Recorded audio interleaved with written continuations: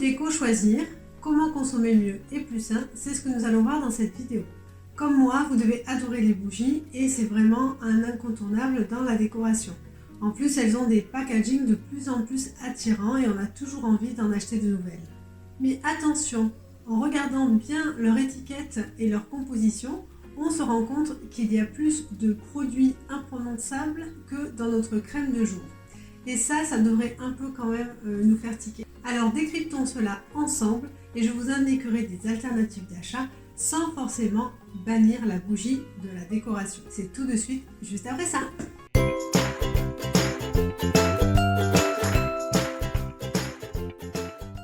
Je suis Elodie Pétard, décoratrice d'intérieur. Dans mes vidéos, vous retrouvez des astuces et des conseils déco pour vous qui aménagez votre intérieur.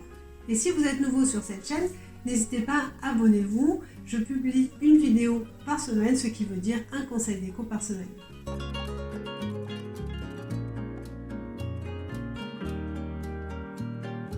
À la base, la bougie est un objet d'éclairage qui est composé d'une mèche entourée de cire. Aujourd'hui, on se rend compte qu'elle est surtout utilisée comme parfum d'intérieur. C'est aussi un objet de décoration très prisé des femmes car sa petite flamme donne à nos intérieurs un côté très réconfortant. Et ces bougies ont souvent un packaging de plus en plus travaillé qui les rendent indispensables dans nos compositions décoratives. Le marché de la bougie est un marché en extension depuis 2018. Les ventes augmentent de 6% chaque année. Les bougies parfumées sont très ancrées dans la culture française, ça fait vraiment partie de l'art de vivre et c'est souvent également un objet qui fait plaisir à offrir à quelqu'un.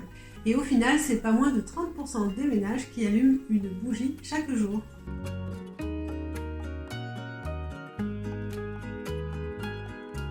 On sait que quand on allume une bougie, il va y avoir une émanation de produits toxiques parce que par définition, une bougie qui brûle est une combustion incomplète qui va produire des émanations toxiques. Alors quand on sait que les bougies les plus vendues au monde sont des bougies qui contiennent de la paraffine, qui est un dérivé de pétrole, on se dit que oui, certainement, ces bougies-là, une fois allumées, ne diffusent pas que du parfum.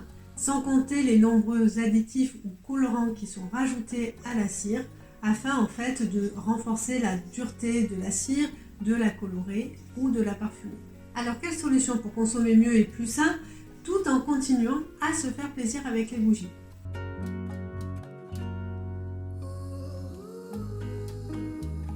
Je vous propose 3 niveaux de solutions qui va en fait dépendre de votre degré de dépendance aux bougies parfumées. Le niveau 1, c'est pour les accros aux bougies parfumées. Je ne vais pas vous dire d'arrêter du jour au lendemain, ça ne marchera pas. C'est comme avec le tabac, on n'arrête pas de fumer une cigarette du jour au lendemain.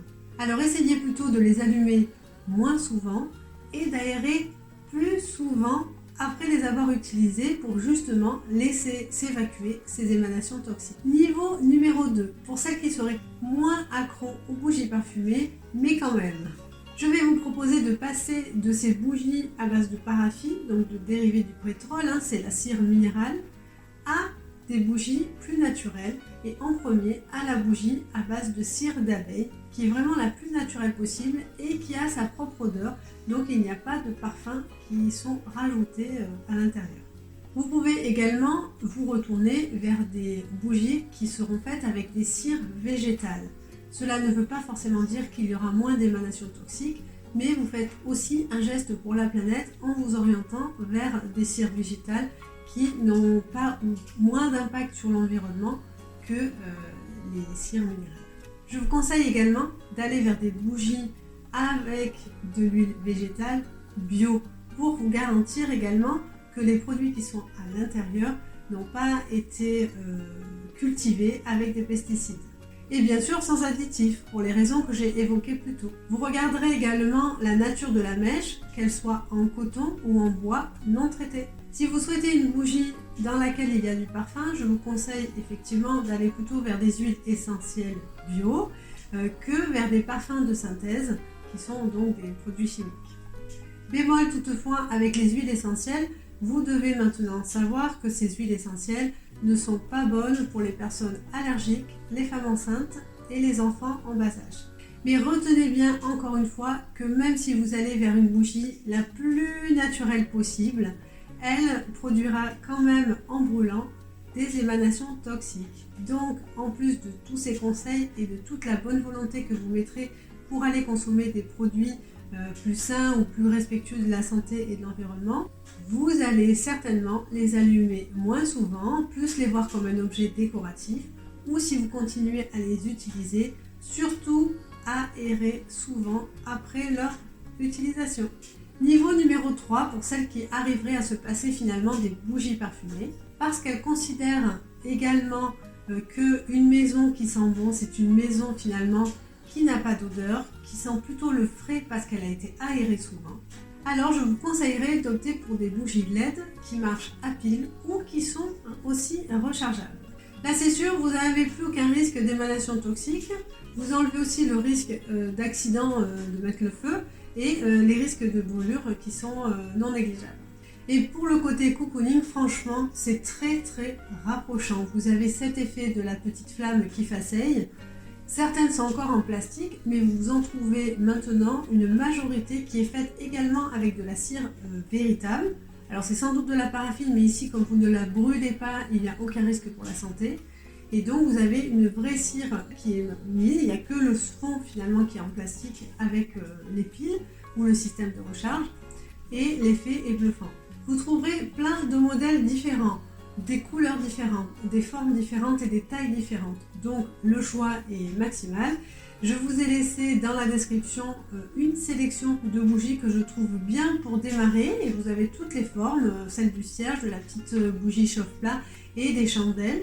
Et vous avez également des fausses bougies qui s'éteignent en soufflant dessus, comme une vraie bougie. Alors pour passer le cap du niveau 1, du niveau 2, du niveau 3 et opter pour des bougies à LED, je fais un résumé des actions que vous pouvez entreprendre. Niveau 1, vous en limitez l'usage et vous aérez très souvent.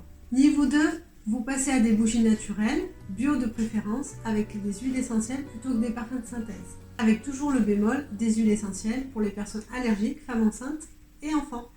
Niveau numéro 3, vous passez à des bougies à LED qui marchent à pile ou qui sont rechargeables.